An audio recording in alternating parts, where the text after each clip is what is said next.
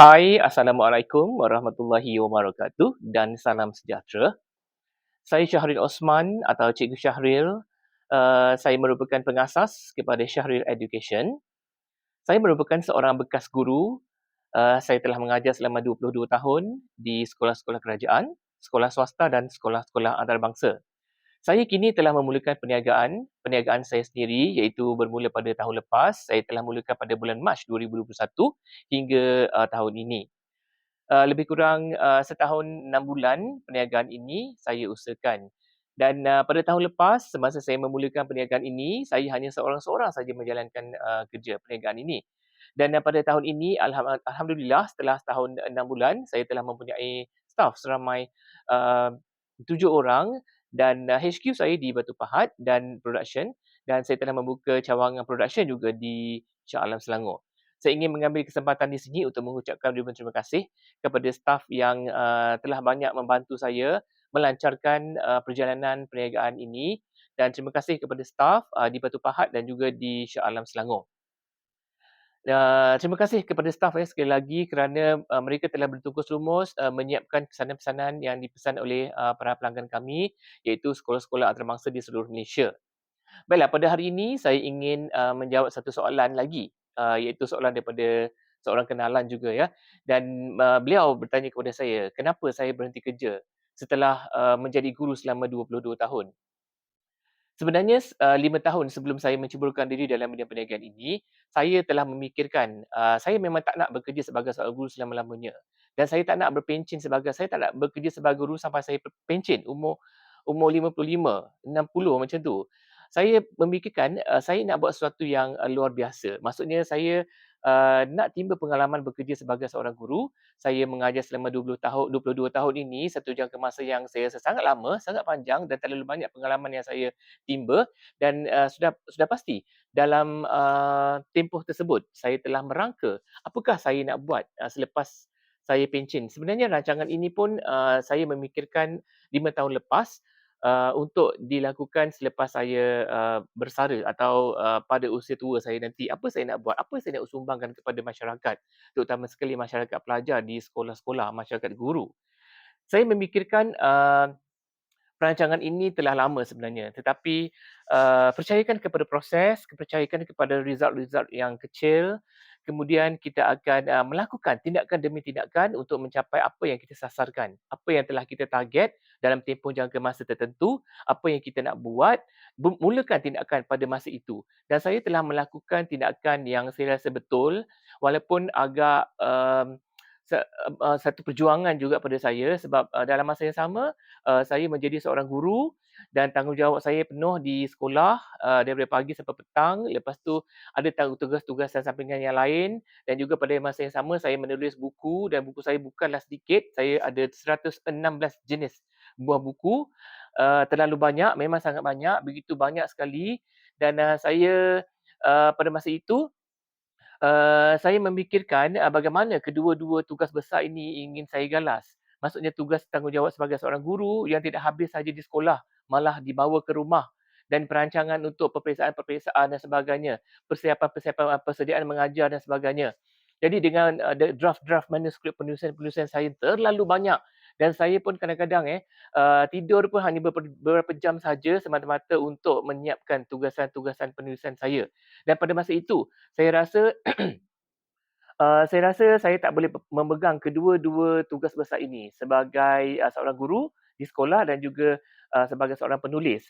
Jadi saya memikirkan pada tahun-tahun tertentu pada tahun itu, 5 tahun sebelum itu, 5 tahun sebelum saya menceburkan diri dalam perniagaan pada tahun ini, saya telah memikirkan saya perlu meninggalkan salah satu tugas untuk saya berikan fokus kepada satu tanggungjawab sahaja.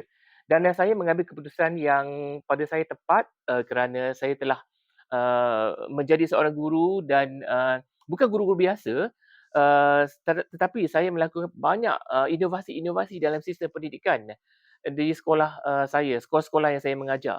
Dan saya rasa tak ada perkembangan yang begitu memberi cabaran yang besar kepada saya dalam profession saya sebagai seorang guru. Saya dah tahu melakukan banyak benda. Banyak perkara saya lakukan, banyak banyak tugas tanggungjawab yang saya lakukan, dan kadang-kadang bukan tugas sebagai seorang guru pun saya lakukan. Sebab saya suka mencipta sesuatu kelainan. Saya suka membangunkan sesuatu keunikan dalam apa saja bidang kerjaya ataupun bidang yang saya industri saya, bidang pendidikan ini.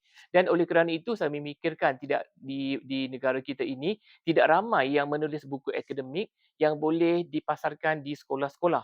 Dan bukan tak ada, maksudnya ada ramai tetapi pesaingnya tidak begitu besar. Dan saya mengambil tindakan ini dengan menjadi salah seorang daripada pemain dalam industri penulisan buku akademik supaya dapat memeriahkan lagi industri ini pada masa sekarang dan akan datang.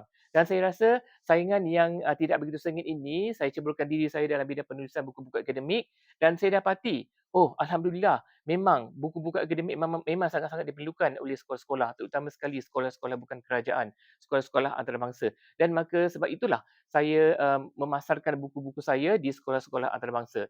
Okey, berbalik kepada perkara tadi, kenapa saya meninggalkan bidang sebagai bidang pendidikan sebagai seorang guru setelah 22 tahun.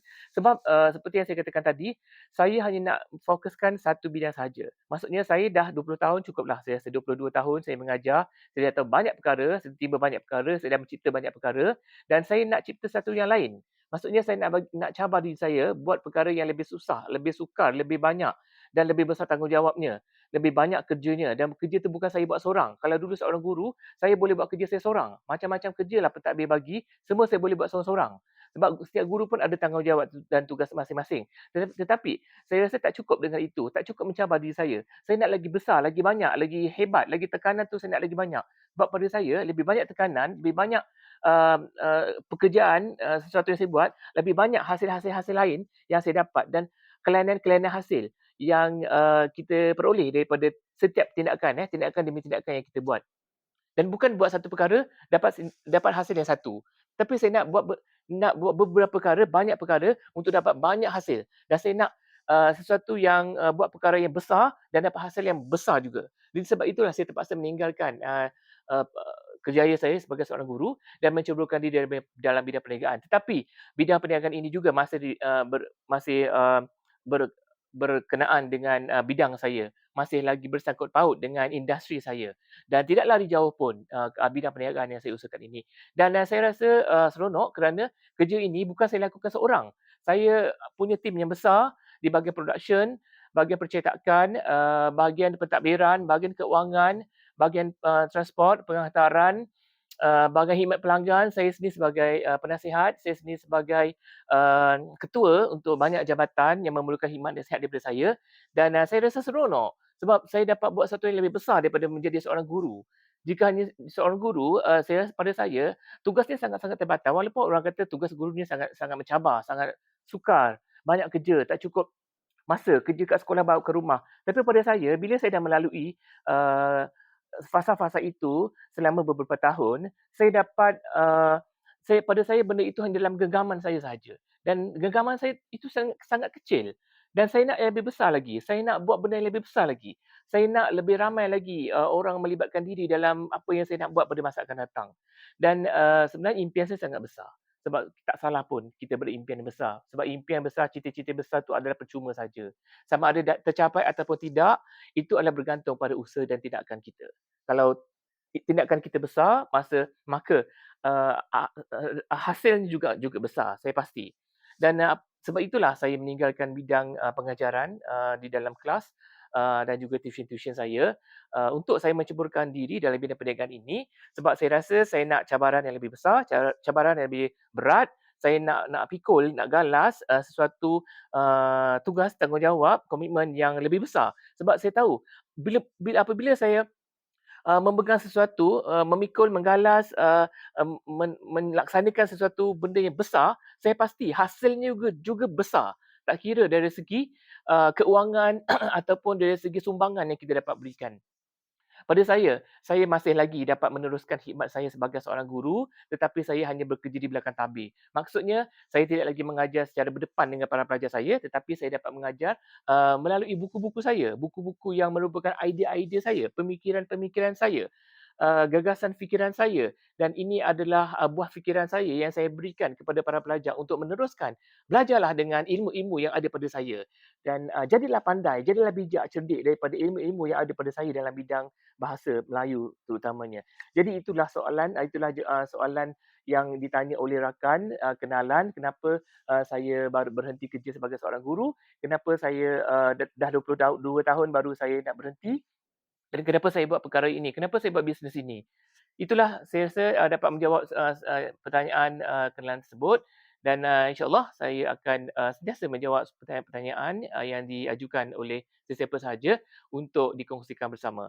Sekian, itu sahaja daripada saya, Syahril Osman. Assalamualaikum warahmatullahi wabarakatuh.